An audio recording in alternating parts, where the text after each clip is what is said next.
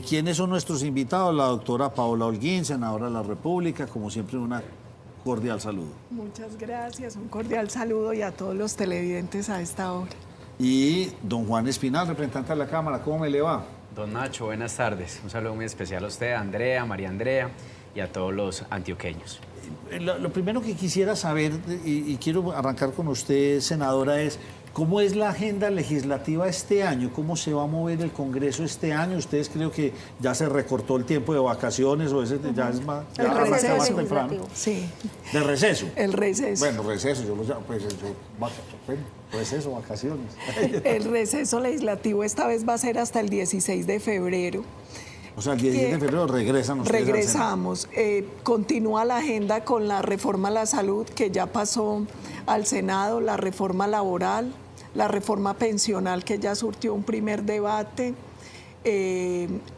Ya el gobierno, antecitos de que iniciara el receso, metió una nueva ley que es la creación de Ecominerales, una empresa que busca estatizar el sector minero. Y la verdad es que hasta ahora me imagino que se va a mantener la misma línea, que es buscar que pasen las reformas del gobierno y dejar a un ladito las propuestas o los proyectos de los congresistas. Senadora, pero ¿cuáles de estas reformas ya están en manos del Congreso y cuáles apenas están en la Cámara? La de la reforma a la salud ya pasó a Senado, debe iniciar ahora el debate en la Comisión Séptima y luego irá a plenaria. Nosotros esperamos que la situación en Senado sea muy distinta a la de Cámara, que el debate sea de verdad un debate técnico y un debate que tenga en cuenta las opiniones del sector salud, de los pacientes y de la ciudadanía. Ya llegó también la reforma pensional a Senado, ya surtió primer debate. Esta es una reforma también bastante compleja porque se trata del ahorro de los colombianos, pero además del verdadero fondo que hay para, por ejemplo, el tema de infraestructura, que es el de estos recursos que están en los fondos pensionales. La reforma laboral apenas va a empezar. Recordemos que esa ya se hundió una vez. Nuevamente la presentaron, una reforma muy compleja. ¿Laboral entra por Cámara o entra por Senado? Por Cámara, por Comisión Séptima otra vez. Es que normalmente están entrando más por Cámara porque en Cámara está siendo mucho más fácil que se apruebe. En Senado el tema es mucho más complejo y lo vimos, por ejemplo, con la de cannabis, que se cayó una en el octavo debate en Cámara y la otra, en Senado y la otra en el segundo debate en Senado. Pero, o sea, ustedes desde la Cámara hacen todos estos debates, Sí. pero los que tienen la decisión finalmente son ustedes los senadores, No ¿o no es así? no No necesariamente, es Ah, que no, depende de explíquenos. dónde. Uno puede entrar los proyectos por Senado o por Cámara. Sí. Si son leyes ordinarias, tienen 4 debates. Si son actos legislativos, tienen 8.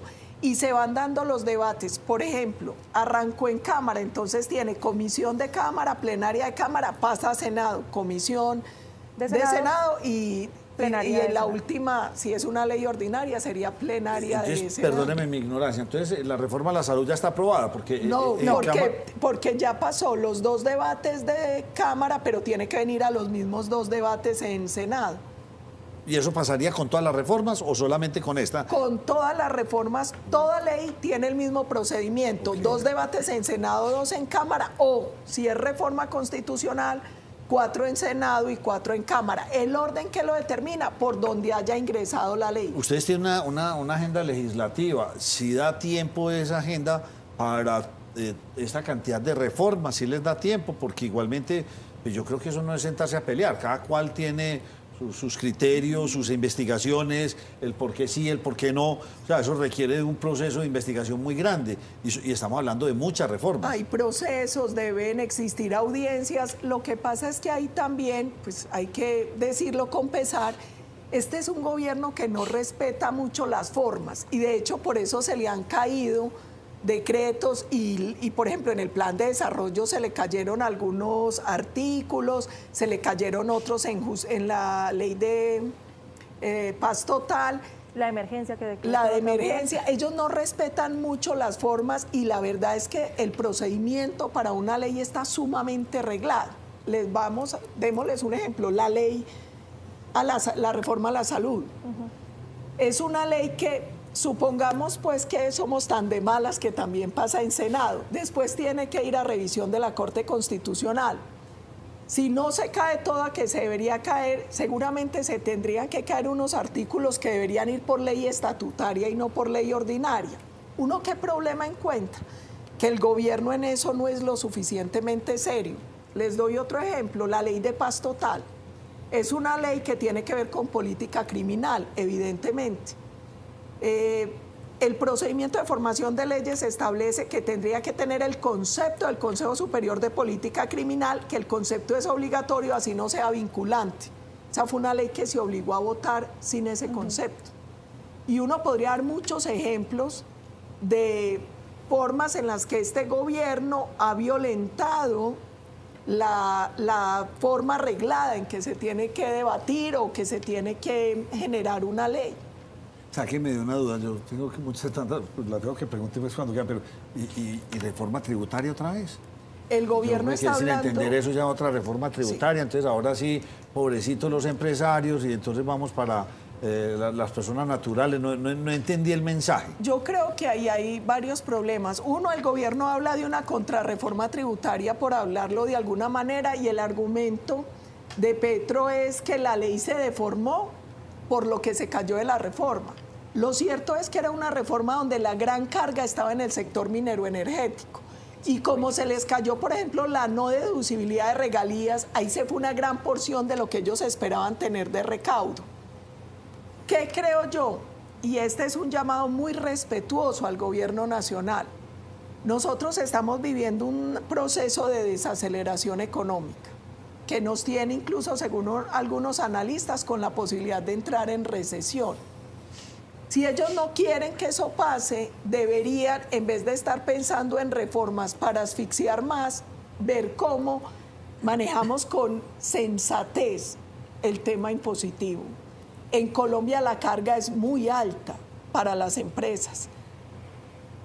Esto obviamente genera que se recojan y a eso hay que sumarle primero inseguridad jurídica, porque este es un país que vive haciendo reformas y hace muchas reformas tributarias. Eso es cambiarle permanentemente las reglas de juego al empresario y al ciudadano.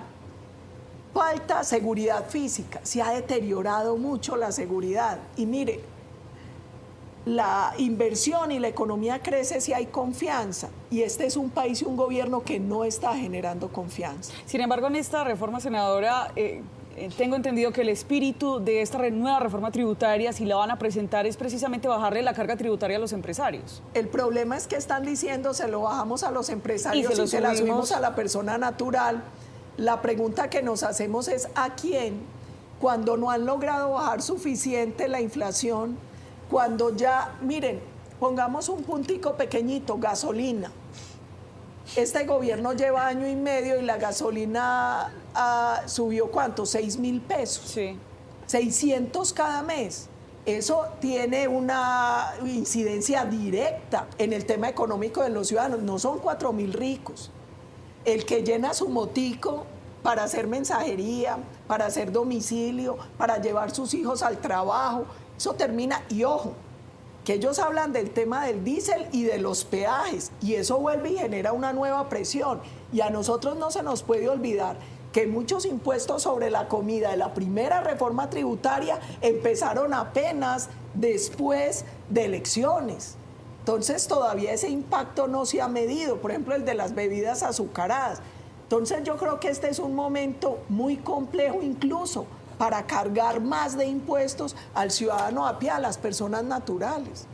Representante Espinal, la reforma laboral empezó atropellada, ya se cayó una vez, vuelve a hacer trámite, está en pie y se esperaría que estuviera en plenaria de la Cámara de Representantes de pasar de lo que suceda. ¿Usted cómo está viendo los ánimos para la reforma laboral en esta nueva legislatura? Bueno, yo creo que lo primero es que la reforma laboral, finalizando este periodo legislativo, a pupitre limpio, lo aprobaron en la Comisión Séptima de la Cámara de Representantes, lograron avanzar aproximadamente en 12 artículos de la reforma laboral. Además, una reforma laboral, como dice la misma ministra de Trabajo, no es para generar nuevos empleos ni para disminuir la informalidad en nuestro país. Tenemos alertas de los gremios, de los empresarios, que es una reforma inviable, que va a generar más informalidad. Y creo que hay algo muy importante, lo conoce más la senadora que ha estudiado el caso de Argentina. Si esa reforma pasa, cada empleo que se genere es generar un conflicto entre el empresario y el trabajador, para que vayan a los tribunales laborales. ¿En qué sentido un conflicto? ¿Qué Realmente, conflicto? claro, como no hay seguridad, como van a haber una especie de fórmulas o de vinculaciones o de tratar de amarrar el trabajador, lo que va a generar es más informalidad, y lo que va a hacer el empresario es que no va a generar más apertura para generar más empleo. ¿Por qué? Generar un empleo, generar un problema jurídico. Y más aún cuando en nuestro ordenamiento jurídico pues sabemos y somos conscientes que los jueces siempre están más a favor del trabajador que el empresario. Uno siempre ha dicho que no existe un punto de equilibrio desde el punto de vista objetivo en la aplicación de la ley cuando hay un conflicto jurídico desde el punto de vista laboral. Ahora bien, yo espero, como en el Senado, que esperamos todos los colombianos, se archive la reforma a la salud, que si llega a pasar a la plenaria, esta reforma laboral, que no es conveniente, pues se archive. Porque creo que, y la senadora me corrige, creo que de las 3 reformas, si bien la de reforma a la salud genera preocupaciones porque acaba un sistema que viene funcionando y nos quieren llevar al fracasado seguro social, pues la reforma laboral realmente no tiene nada de importante o nada que cautive realmente. ¿Para qué? Vuelvo y repito, para acabar o disminuir la informalidad y para generar nuevos empleos en el país. ¿Cómo impactaría en el desempleo entonces esa reforma que se está presentando por parte del gobierno nacional? Pues mire, yo creo que primero es que puede frenar porque se generaría una inseguridad jurídica en nuestro país. Y son muchas las alertas. Cuando teníamos la primera reforma a la salud, yo recuerdo varias reuniones que se hicieron en la ANDI. Prendían las alertas. Una puntual, el tema de la tercerización. Una puntual, que los que tercerizan servicios tienen que tener las mismas condiciones a los que contratan de manera directa. Ese punto de equilibrio es inviable en nuestro país. Entonces, ¿qué va a ocurrir? Que los empresarios van a acudir, desafortunadamente, o los colombianos vamos a acudir a la informalidad, a aumentar la informalidad en nuestro país. Y una verdadera reforma es para disminuir el desempleo, obviamente, y para disminuir la informalidad. Representante Juan, yo quiero volver al tema de la reforma a la salud, pero específicamente en unos temas concretos, y es esa demanda que instauró el ministro de Salud contra 21 EPS. Y hoy se conoce que hay un nuevo gerente de la nueva EPS, el señor Aldo Cadena, que al parecer pues, cambiaron ese perfil de la gerencia de nueva EPS. ¿Qué riesgos se advierten desde ahí, ustedes que han sido críticos, digamos, en cuanto al tema de la salud, en especial para Antioquia, donde hay muchos afiliados de la nueva EPS? Y María Andrea, salió otro rum que también me llegó hoy. Grandes empresas, grandes EPS diciendo, si esto pasa, nosotros no continuamos con el negocio, apagamos y nos vamos. Le dejamos todo eso y quedaría todo ya, entonces quedaría una cosa que, mejor dicho, inmanejable, por favor. Yo creo que lo primero es que... ¿Esa demanda qué pasó? Pero mire, lo primero, Nacho, es que el expresidente Duque liquidó 14 EPS en nuestro país que no funcionaban, que realmente no le aportaban al sistema por un tema de ineficiencia, desafortunadamente por temas de corrupción. ¿Cuántas EPS teníamos en el país? ¿30 y pico? ¿40? No ¿Cuántas? tengo el dato exacto de cuántas teníamos en el país, pero el presidente Iván Duque liquidó 14 específicamente en los 4 años de gobierno. Que no es un negocio fácil de manejar, se necesitan empresas muy serias para eso. Así es. Segundo, en Antioquia ya tenemos una intervención de Sabia Salud que ha puesto en riesgo la salud de 1.8 millones de antioqueños. Recuerden que en el gobierno del presidente Iván Duque se enviaron 19 requerimientos a Sabia Salud, ya habían cumplido 14, habían subsanado 14 requerimientos, faltaban 5 y de un momento a otro el gobierno del presidente Gustavo Petro realizó y llevó a cabo intervención de Sabia Salud. Y hoy vemos cómo Sabia Salud debe una serie de carteras a diferentes hospitales, poniendo en riesgo la atención a los usuarios. Tercero, llama la atención porque este gobierno es feliz modificando los estatutos. ¿Para qué? Para bajar los requisitos y nombrar personas en cargos, funcionarios, que no cumplen realmente requisitos desde el punto de vista técnico para liderar entidades tan importantes. Un ejemplo, para salirme del tema de la salud, pero retomándolo, lo que va a ocurrir en Ecopetrol. y es modifican los estatutos para que la señora Irene Vélez, la exministra de Minas, sea miembro de junta de Ecopetrol, o el actual viceministro de Minas, que desde el principio del gobierno lo primero que pidió es: yo quiero ser miembro de junta de Ecopetrol. Como no cumple, le van a disminuir los requisitos. Lo que querían hacer, el coletazo que nos querían dar acá con la junta del Metro de Medellín. Ahora bien, modifican los estatutos, se toman la nueva EPS. Yo creo que ese es un mecanismo o una combinación que está haciendo el gobierno del presidente Gustavo Petro. Primero, presenta la reforma a la salud, asfixia las EPS, intervienen las que funcionan, y ahora lo que está ocurriendo con la nueva EPS, Entonces, que creo que es un riesgo para todos los usuarios que Lo tenemos que a usted nivel dice es, nacional. con respecto a la pregunta de María Andrea, es estas demandas que pretende el ministro van a asfixiar ya definitivamente y colapsar el sistema de salud.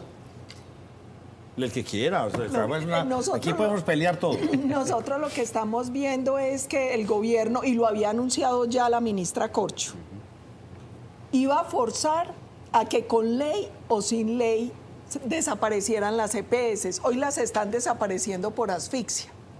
¿Por qué? Porque el pago que se tiene que hacer por paciente no compensa lo que está costando. Se están demorando con los pagos. Es decir, la UPC, La no es UPC suficiente. no es suficiente. Pero la exministra Corcho sostiene que de hecho es muy suficiente, que lo que se están dando son sobrecostos en otras No aristas. no es cierto, además, por una cosa simple. La UPC no tiene en cuenta las diferencias regionales, por ejemplo. Lo estandariza. No lo tiene en cuenta, lo Sí, estandariza. nos ven a todos con el mismo Entonces, rasero. aquí hay un problema grande y la verdad es que hoy no cubre lo que se... Además, porque tenemos un problema, y es que vía tutela casi que están obligando al sistema a cubrir todo. Entonces usted va por cualquier cosa y obligan al sistema a que lo cubra. Vía tutela, sí. Vía tutela, y eso también está asfixiando. Entonces, la UPC no es suficiente, se están demorando en los pagos. Lamentablemente hoy no tienen en cuenta un criterio económico realista a la hora de definir las tutelas en el tema de salud. Y también tenemos que decir una cosa cierta muy grave. La superintendencia anterior de salud descubrió 70 formas de desfalcar el sistema. Es que el problema del sistema de salud no son las EPS, es la corrupción que hay a lo largo del sistema en distintas formas. ¿Qué es lo grave hoy? El gobierno está empeñado no en resolver los problemas del sistema de salud, sino en estatizar el sistema. Y lo cierto es que eso no ha funcionado. En ningún país. En ningún país del mundo ha funcionado un sistema meramente estatal. Aquí, a través de un sistema solidario y de aseguramiento, logramos una cobertura casi del 100%. Que hay dificultades, claro. Todavía tenemos dificultades para brindar atención en zonas remotas oportunas. Tenemos problema, por ejemplo, con el pago de varios empleados del sector salud. Hay muchos temas por solucionar, pero la solución no es volver a un sistema estatal. Donde existe ese sistema es un total fracaso. Yo no sé por qué el gobierno no quiere reconocer que el sistema de salud en Colombia ha sido reconocido como uno de los mejores del mundo. Hemos tenido especialistas desde Canadá, recuerdan la especialista, hemos tenido varios especialistas que han hablado aquí en nuestro programa diciendo, no es perfecto, pero es de los mejores. Es de los mejores, es uno de los sistemas donde menos dinero tiene que emplear el ciudadano de su bolsillo para tener acceso a salud. Que es perfectible, claro que lo es, como lo son todos los sistemas, pero uno no entiende la obsesión del gobierno por volver el sistema tantos años atrás a una época ya superada. Y miren, ahora con lo que hablaba Juan del tema de la reforma laboral, yo creo que hay que tener en cuenta varias cosas importantes. La primera es, Colombia sigue siendo un país con una alta tasa de desempleo, pero sobre todo con una altísima tasa de informalidad. Hoy el mundo ha cambiado, la economía ha cambiado, los sistemas laborales para tener mayor formalización buscan flexibilizar los sistemas y aquí lo que se busca es mayor rigidez. De hecho, por ejemplo, lo que decía Juan es cierto, va a incrementar los conflictos entre los trabajadores y los empleadores porque llegan a un sistema de estabilidad reforzada casi total. O le van a que quitar es la libertad a las personas inconstitucional. de tomar esa elección de ser independiente o ser. Es que nosotros tenemos el caso de Exacto. Cosmovisión. nuestra persona que nos prestaba los servicios de mensajería dijo, no, yo quiero ser independiente, y lleva aquí muchos años. O Exactamente. yo quiero trabajar por mi cuenta. Sí, señor. Es una opción de la persona. No, sí, es que o sea, ellos- es que estamos estigmatizando la independencia. Es que no, hay mucho trabajo independiente. Y Es que ese informal. no es problema. Y un señor en una cosa de estas, o sea, ahí es que ver cómo los ponemos a que sí No. realmente metan una platica, pensión, a Exactamente. salud, llévalo, pero Y esa eso se informalidad logra- no ¿y es eso mala. ¿Cómo se logra? Flexibilizando se formaliza. Flexibilizando se formaliza. Carnetizando, Hay gente que sí. quiere trabajar por horas. Sí. Hay trabajos estacionales. Yo les hago una pregunta. Usted en una finca, ¿para qué tiene recolectores de café todo el año? Si usted no recoge café todo el año, claro. sino en las Es épocas verdad. de cosecha.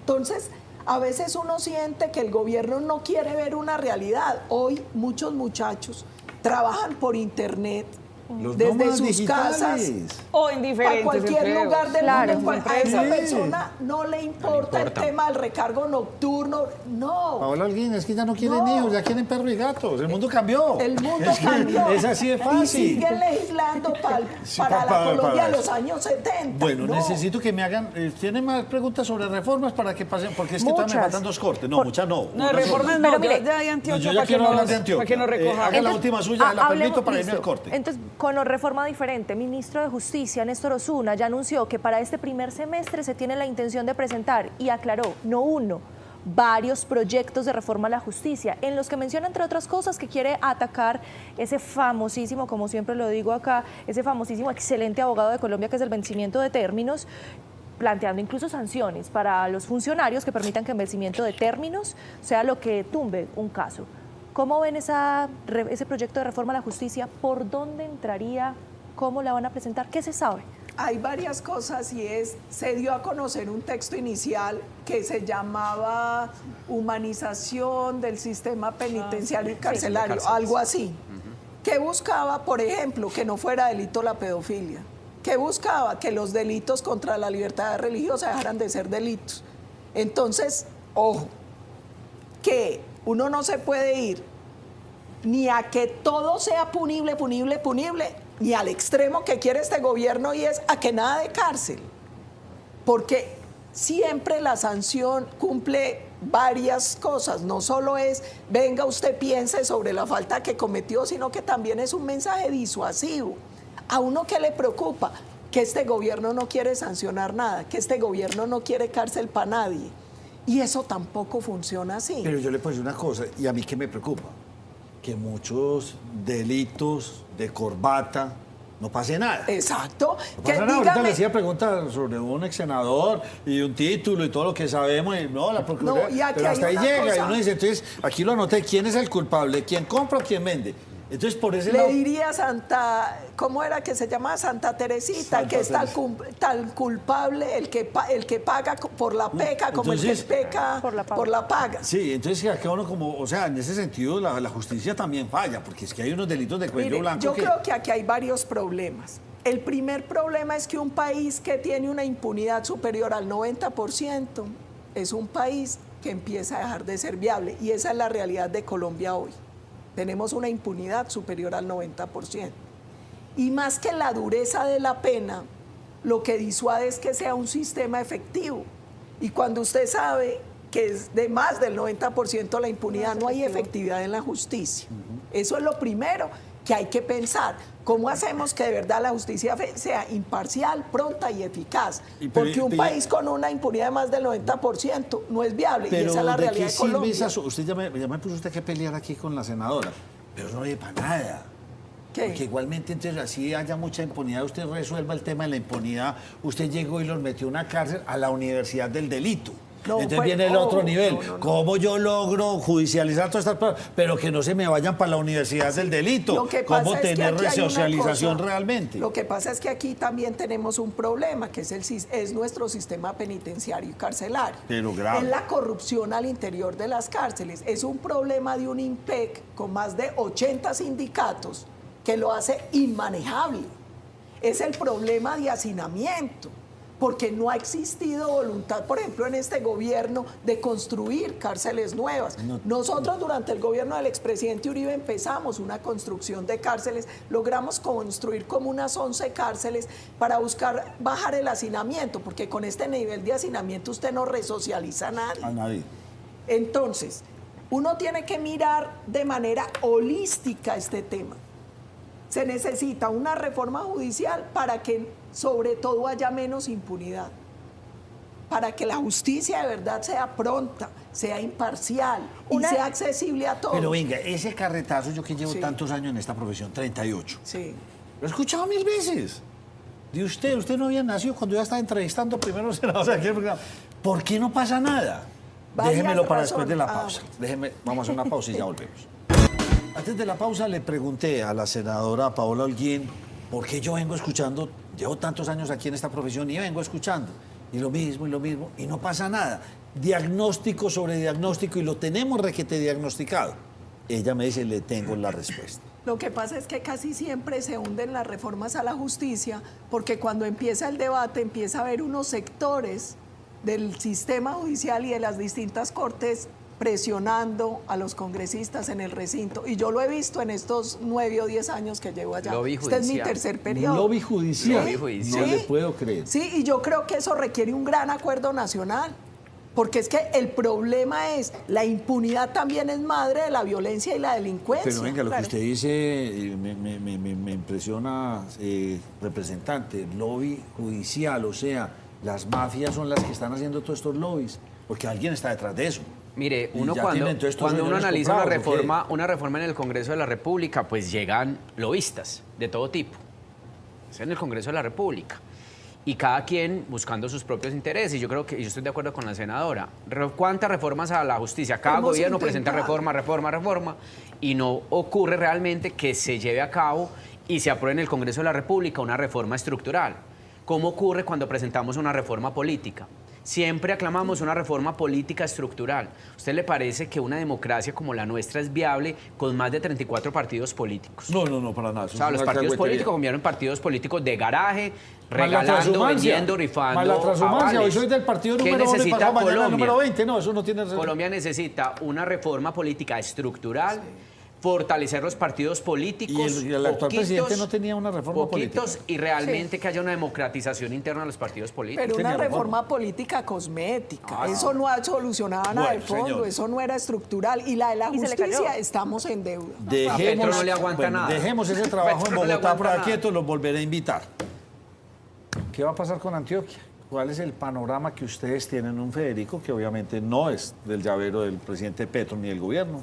Un Andrés Julián, gobernador, que tampoco pertenece a ese llavero. ¿Cómo ven ustedes el panorama de Antioquia y ustedes qué están haciendo por él? Si quiere arranque usted, que ya la doctora Paola nos habló y se metió en problema ahí con todo. Mire, el 29 de octubre en Medellín y en Antioquia se respiró un nuevo aire, porque cesó la horrible noche. Se derrotó completamente al quinterismo, que ya es pasado, ya no hay que hablar de ese señor, ya es pasado. Aquí lo que tenemos que hacer es que el alcalde Federico Gutiérrez gobierne, saque adelante la institucionalidad, recobre la confianza de todos los medellinenses y que trabaje de manera articulada con el gobernador de Antioquia para sacar adelante el Tren del Río, para terminar a Hidroituango y para poder yo diría que en una especie de muralla de protección con otros gobernadores sacar adelante las vías 4G, que ahí siempre le hemos enviado desde la bancada de congresistas antioqueños un mensaje al gobierno nacional.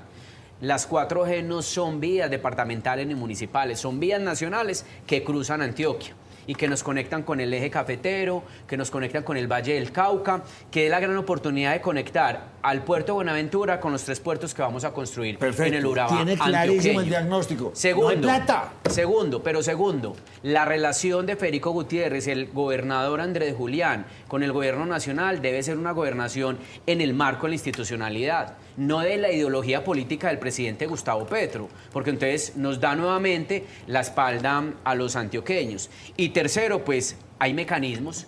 Y ya el gobernador Andrés Julián tiene un mecanismo que es importante, que vale la pena poner ante la opinión pública a nivel nacional, usted- y es la autonomía fiscal.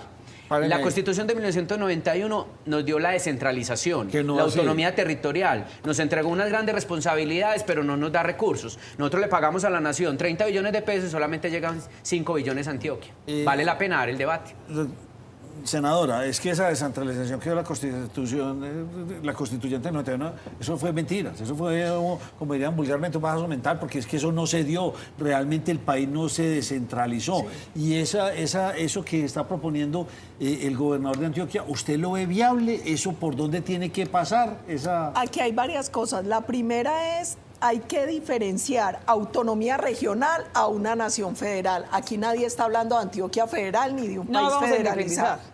Que esa es Hola. No, es independizarse como piensan algunos. No es Es tener independizar. una independencia de platica. Es exactamente, es hacer un Autonomía. modelo, Autonomía llamémoslo fiscal. para facilitarlo. Mire, se lo pongo a los coquitos, es como parecido a cuando su España. hijo vive en Y su casa. o parecido a España, existe una nación y unos Autónoma, temas que se claro. trabajan del orden nacional, pero hay otros que se le delegan a las regiones.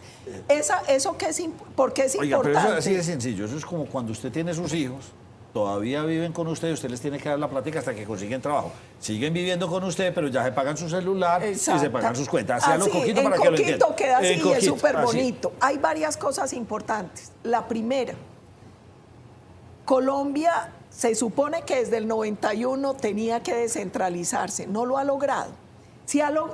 En el periodo en el que se logró mayor descentralización fiscal fue en el gobierno del expresidente Uribe. De hecho, en algún estudio que nosotros hicimos, logramos más descentralización que Brasil, que es un país federado. Porque ese lograr que el recurso vaya directamente a la región depende hoy de la voluntad del presidente. No debería ser así. Pero somos un país Por eso es presidencialista. interesante la autonomía que está proponiendo Andrés Julián, para que no dependa del capricho del gobernante de turno. Otra gran ventaja, hoy, con la propuesta del gobernador de Antioquia, 27 de los 32 departamentos duplicarían sus ingresos. ¿Y qué pasa con Y los aquí pobres? exactamente, viene un principio de solidaridad donde hay que ayudar y hay que valorar otras cosas que tiene. Por ejemplo, usted, ¿cómo le pide a un departamento como el Amazonas, tan extenso, tan complejo, con solo 2 municipios, Y tampoco poblado, sí.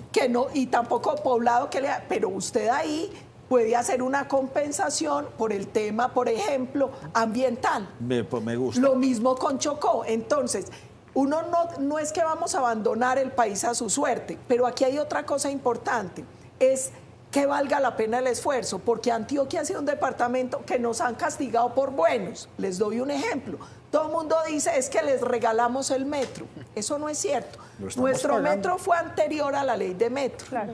Cuando se crea la ley de metros, todos los sistemas de transporte público masivo tienen 70% de financiación del gobierno nacional y 30% de los locales. Nosotros lo máximo que hemos logrado es un 60-40. O sea, nosotros ponemos el 60 y la nación nos pone el 40, cuando es 70-30 la ley de metros. Y con muchas cosas es así. Nos han castigado lo eficientes. Yo creo que vale la pena que se abra ese debate. Y encuentra una coyuntura muy chévere, doctor Ignacio, así usted crea que es tan difícil. El presidente del Senado hoy, que es Iván Name, radicó un proyecto que tiene que ver también con esas zonas autonómicas. Ese es un debate que vale la pena abrir. ¿Cómo se resuelve? Lo que ha propuesto el gobernador de Antioquia es hagamos un referendo. Busquemos que el pueblo decida.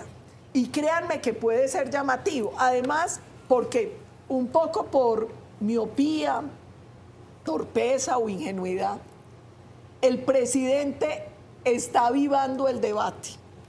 Cuando tiene esa actitud revanchista con Antioquia, cuando pareciera no importarle que Barranquilla pierda los Juegos Panamericanos, cuando invita primero a los gobernadores que le son afines ideológicamente, no entendiendo que un presidente representa la unidad de la nación. Claro. Ya la campaña pasó.